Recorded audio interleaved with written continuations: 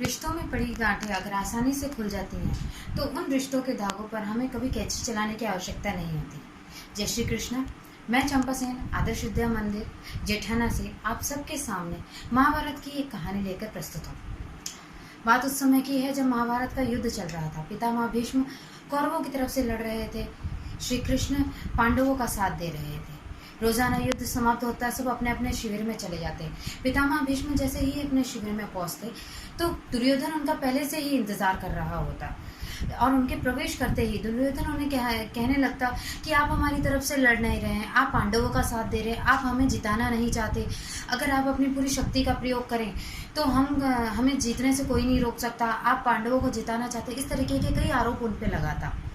एक दिन शाम को जब दुर्योधन उनके शिविर में पहुंचा और उन्हें ये बात कहने लगा, इसी तरीके से आरोप लगाने लगा, तो पितामह भीष्म उत्तेजित हो गए और इसी उत्तेजना के तहत उन्होंने ये प्रतिज्ञा ले ली कि मैं गंगा पुत्र भीष्म ये प्रतिज्ञा लेता हूँ कि कल रणभूमि में मैं पांडवों का वध कर दूंगा।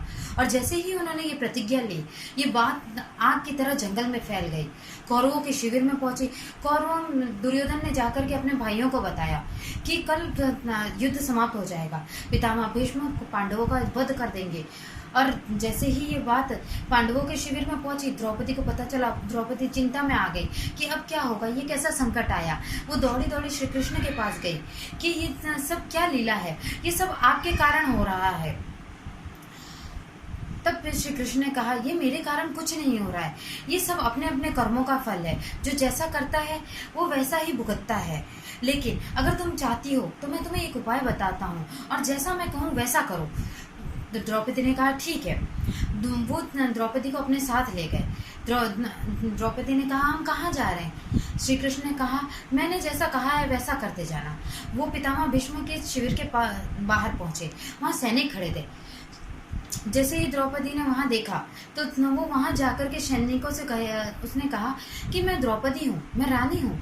सैनिकों ने उन्हें अंदर जाने दिया। अंदर वो जैसे ही पहुंची तो वहां पे पितामह भीष्म ध्यान में लगे हुए थे। वो भगवान का ध्यान कर रहे थे। ये देख करके द्रौपदी ने उन्हें प्रणाम किया।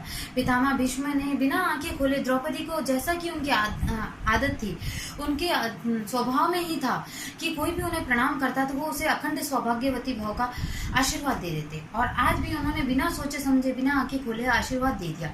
और जैसे ही आंखें खोली तो उन्होंने क्या देखा, सामने द्रौपदी थी। वो अपने ही प्रतिज्ञा और अपने ही वचनों में बंध गए।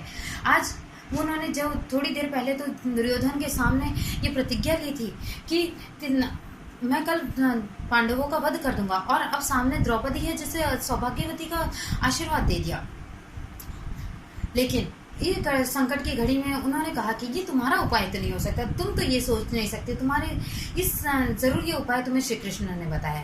तो द्रौपदी बोली, हाँ ये उन्होंने ही बताया, वो बाहर खड़े हैं। पितामह ने कहा, जाओ उन्हें अंदर बुला लाओ। श्री कृष्ण अंदर आए। पितामह ने उन्हें प्रणाम किया और कहा कि हे राजन, आपने किस दुविधा में मुझे डाल दिया है, अब मुझे इस संकट से बाहर निकालो। तो श्री कृष्ण ने कहा, जैसे समस्या तुम्हारे सामने आई है तो इस समस्या का समाधान भी तुम्हारे पास ही मिलेगा। और उन्होंने इसके तहत पांडवों को अपने शिविर में बुलाया। जैसे ही पांडव वहां आकर के उन्होंने पितामह को प्रणाम किया तो पितामह ने कहा, मुझे तुम्हारी सहायता की आवश्यकता है, मैं तुम्हें एक कार्य देना चाहता हूँ और उस कार्य को तुम्हें करना ही होगा। कल तुम्हें अर्जुन मेरा वध करना होगा रण क्षेत्र में। और क्योंकि तुम इतने शक्तिशाली नहीं हो, तुम्हारी इतनी शक्ति नहीं है कि तुम मुझे मार सको, तो मुझ पर तीर चलाते समय तुम अपने सामने एक स्त्री को खड़ा कर लेना।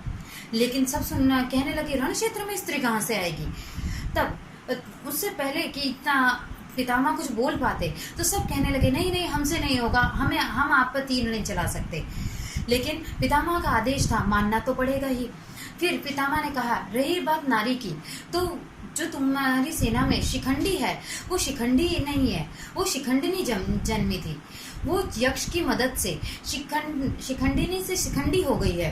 तो कल तुम जो मेरे ऊपर तीर साधो तो अपने सामने उस शिखंडी को खड़ा कर लेना और मेरे ऊपर तीर लगा देना, मुझे तीर पे तीर मारना और मुझे धराशायी कर देना। इस तरीके से मेरी प्रतिज्ञा भी पूरी हो जाएगी और मेरा दिया हुआ द्रौपदी को आशीर्वाद भी पूरा हो जाएगा। तो हमने देखा कि इस छोटी सी कहानी हमें बहुत बड़ी बात सिखाती है कि जिस तरीके से हमारे अच्छे संस्कार होंगे तो हम बड़ी से बड़ी चुनौतियों का सामना कर सकते हैं। द्रौपदी के संस्कार थे, उन्होंने पितामह भीष्म को प्रणाम किया और प्रणाम करने के तहत उनको सौभाग्यवती का आशीर्वाद मिला। अगर कौरवों की पत्नी चाहती तो वो भी प्रणाम कर सकती थी और वो भी अखंड सौभाग्यवती हो सकती थी। दूसरी बात, अगर हमारे सामने कोई समस्या आती है तो समस्या का समाधान हमारे पास ही होता है।